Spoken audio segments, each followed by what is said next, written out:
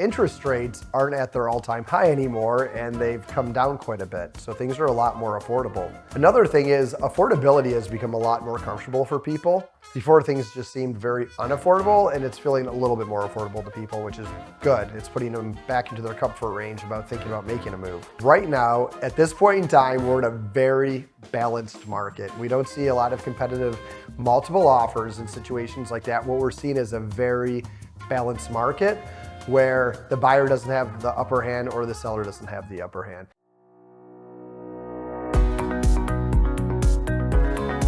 There are so many homeowners out there that have low interest rates and have been locked into their home. It's not that they want to stay in their home, it's just that they want to stay with that interest rate. And a lot of them want to know what to expect in 2026, and is this the year that they should make a move? That's a really good question. I've been hearing more and more of it, which tells me that there's a lot of people that are in their homes, and again, they're in their home because of the rate, not the home. They don't love the home anymore. They do want to move, but they don't want to move up to a higher interest rate. I feel like the last 3 years, people have just been cautiously sitting back and waiting to see what's going to happen. I think some people expected that, interest rates would go up more, they would go down sooner, that the housing market would become softer and we would lose value in real estate locally. There's just a lot of things that people weren't sure was going to happen, a lot of speculation, a lot of clickbait in the news and social media, and so it's really hard to know who to believe and whose crystal ball is right.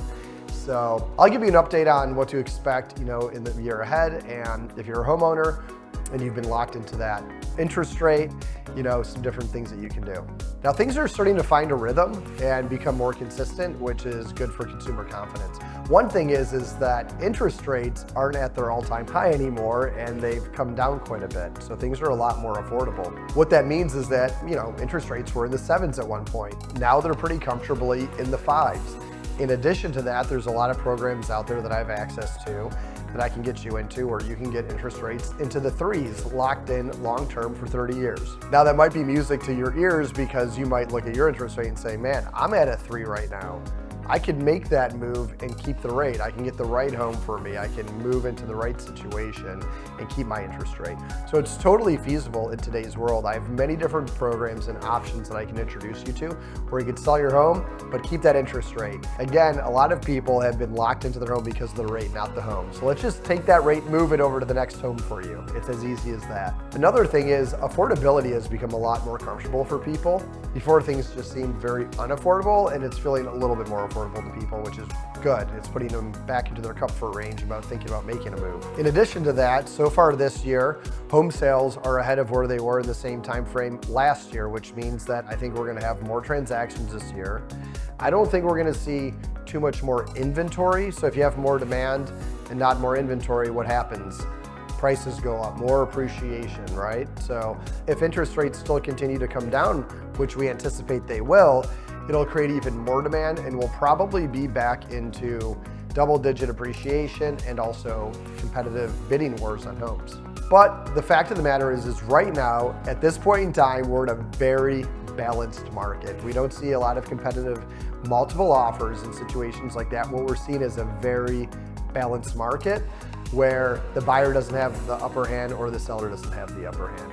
And that's a great place to be, especially right now, because if things continue to go into the direction that they look like they're going to, which means that interest rates are coming down, consumer confidence is going up, the number of transactions are going up throughout this year, what's going to happen is we're going to get into that market that's not balanced anymore, and it's not going to be a neutral market that's balanced. It's going to become more of a seller's market. What that means is that sellers have the upper hand. There's a lot that goes into that. So let's just break that down. What does it mean when a seller has the upper hand? Well, they're going to price their home and they're just going to hold on to that price until somebody's willing to pay for it.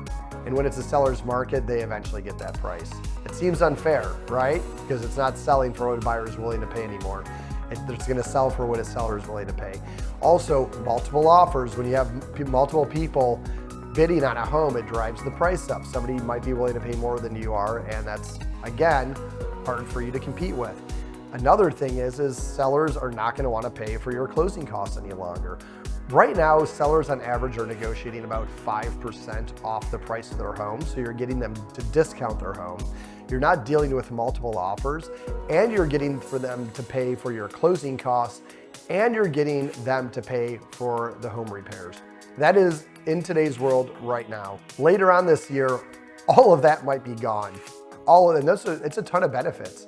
You figure a 5% discount on a $500,000 home is 25 grand. You figure 3% concessions towards your closing costs, that's gonna be another $15,000 contribution from the seller towards your closing costs. Now we're up to $40,000. And then you take into account the fact that we might be able to negotiate $15,000 in home repairs, new roof, new HVAC, whatever it might happen to be. Now we're in $55,000 of negotiation towards your benefit, where later this year, all that might be gone. The list of things that I just mentioned that you could negotiate with the seller today is actually what we're doing on a very regular basis. In addition to that, we're able to negotiate a ton of money towards closing costs to get your interest rate brought down too. So we can get interest rates in the 4s and the 3s, and that's how we can get you a rate that's comparable to what you have right now. Or we have a whole list of new construction builders that we personally work with that give us an inventory list of deeply discounted homes that they don't advertise, that we can get you $80,000, $90,000, $100,000 off the price of that home. Huge benefits because we have really tight relationships with great builders in town. So if you're thinking about preparing, if you're thinking about, gosh, maybe this is the time for me to make a move, you're not alone. I think all home sellers are thinking that because they've been in their home for so long now, just tied to that interest rate that they don't want to give up. And I think this is the year that a lot of people will be making that move. So for right now, what it means is you get a lot of negotiation today, you get more choices today, and a more comfortable, relaxed buying experience that has reduced amount of stress.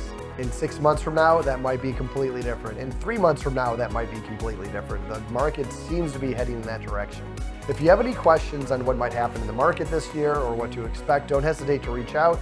The best way to reach me is at davefriedmanteam.com, or just call or email, and happy to help out any way that we can. Thank you so much and have a great day.